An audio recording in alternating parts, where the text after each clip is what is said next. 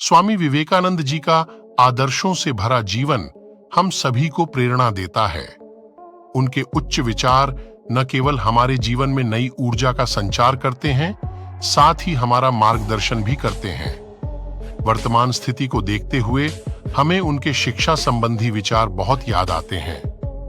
स्वामी जी मानते थे कि सही शिक्षा के अभाव के कारण ही हमारा देश अभी तक पूर्ण विकसित नहीं हो पाया है। स्वामी जी चाहते थे कि शिक्षा प्रणाली ऐसी हो जो युवाओं के चरित्र का निर्माण करे, उनको जीवन संघर्ष के लिए तैयार करे।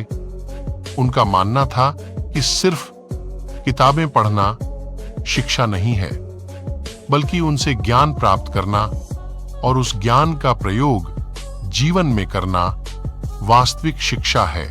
स्वामी जी के मत अनुसार वर्तमान शिक्षा प्रणाली से सिर्फ मजदूर तैयार हो रहे हैं, जबकि वे चाहते थे कि शिक्षा ऐसी हो जिससे बच्चे आत्मनिर्भर बने और कमाई के साधन स्वयं तैयार करें। स्वामी जी के शिक्षा पर कुछ मुख्य विचार इस प्रकार हैं। बच्चों की शिक्षा ऐसी होनी चाहिए जिससे उनका शारीरिक, मानसिक और आत्मिक विकास हो। शिक्षा बच्चों की बुद्धि का विकास कर उन्हें आत्मनिर्भर बनाने वाली होनी चाहिए। बालक बालिकाओं को समान रूप से शिक्षा मिलनी चाहिए। आचरण और संस्कारों के माध्यम से बालकों को धार्मिक शिक्षा भी दी जानी चाहिए। देश की आर्थिक प्रगति के लिए तकनीकी ज्ञान भी शिक्षा में शामिल किया जाना चाहिए। स्वामी जी युवाओं में अनंत साहस और शक्ति का संचार करना चाहते थे।